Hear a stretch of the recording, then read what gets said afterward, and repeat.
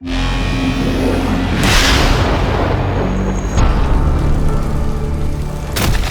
everyone, I'm Petter Mannefelt. I'm the creative director for Exoborne. Exoborne is a tactical open-world extraction shooter set in a United States destroyed by a climate disaster. And today we're going to talk about my favorite part of the game, which is the Exo-rigs that define your build and playstyle.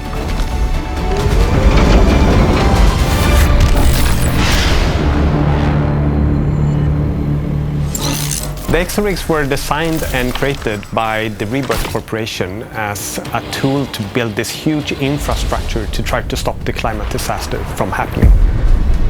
After it happened and everything fell apart, now the Exo-rigs are used for combat purposes.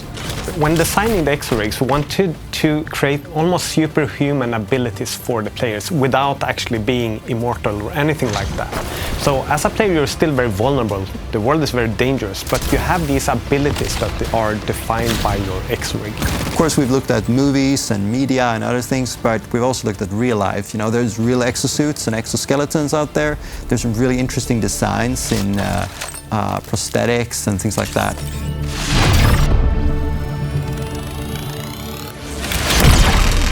Kodiak is this big, hulking, kind of tanky exo. It's kind of like a power loader. Really great for taking damage and protecting your teammates. Viper is this really fast-paced, sleek, assassin ninja-y character that can go invisible. It can come out with a really cool blade and like stab people in the neck. Kestrel is super good for players that want to go fast. You know, it's all about flying with this kind of like jetpack and getting from A to B really fast, rescuing allies or scouting a location.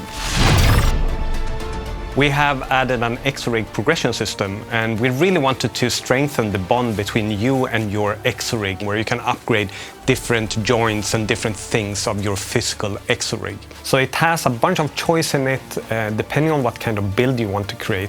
When designing this new system with Exo-rig mods, we were looking at the Exo-rig and trying to really modify the joints you have. So the arm joints, they modify the recoil of your weapons, the legs, they modify your run speed and jump, etc. And you can even modify your grappling hook to do specific things, and it's very much related to how the Exo-rig works. And to be able to modify your Exo-rig, you need to level up your Exo-rig, you need to find the right materials to make those joints, to modify your grapple hook and so on. For example, with a Kodiak ally core, you can apply fortification to yourself and your allies. And with a threat detector grapple, you can scan for enemies at the point of the grapple. If you're more of an aggressive player, you can lean into the Kodiak's tanky side and increase your jump height with a jump height mod and use the ground slam from above. When using the Kestrel, you can be more team-oriented by using the updraft core. This gives your charge jump an updraft, allowing your teammates to get some extra height by parachuting through. If you really want to lean into air mobility, you can equip something like the jet core to the Kestrel, allowing you to hover even faster, and then pair that with something like the spread stabilizer to give you even more dangerous aim in the air. Your Exo-rig, it requires a lot of energy, but you can also recharge it. But it depends on one of your loadout items, the catalyst.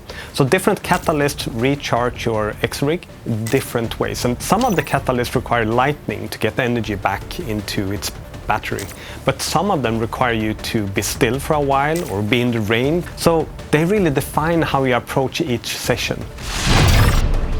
When you make a build for your Exo-rig, it's important to think about all the aspects of what you can customize. So the Exo-rig mods, do they synergize with a catalyst? Do they promote a playstyle? For example, if you have a Kestrel and it really wants to fly, do you have a catalyst that gains energy from flying, for example?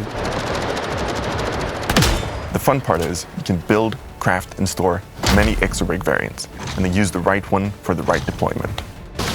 If you're going for a mission together with your squad, you might want to put on your Protector Kodiak Exo. If you decide to risk it solo, you might want to lean on your sneaky Viper Exo. And even with a single Exo archetype, you can create multiple versions. For example, one Viper tuned for stealth exploration, and one modded for aggressive PvP ambushes. We wanted to find a sweet spot of what you risk when you go into the session, and it's important for us that you also keep something every time so you don't risk your entire character and Exo-rig. And I think we found a good mix where you risk everything you have in your loadout and backpack. And that is my weapon mods, it's my Exo-rig abilities, the things I've attached to my Exo-rig. It's my backpack, it's my catalyst, it's my armor, and all the consumables I carry with me into the game, like armor plates, and also all the ammunition I carry from the start, even my clearance to be able to access certain locations. However, I'm not putting the extra upgrades on my Exo-rig at risk. So those are permanent, which means that I have that permanent progression, which is really fun. I think the Exo-rig progression makes our game truly unique because it's something that's very closely connected to your Exo-rig that changes your playstyle and has a permanent progression that has synergies with not only what happens in the session but also your teammates and your abilities that you bring in on your character. Thank you everyone, and head to the Steam page to sign up for the playtest and wishlist Exoborne on Steam. The playtest will run from 16th of September to 7th of October, and in the playtest you can experience everything we talked about today. See you in Colton County.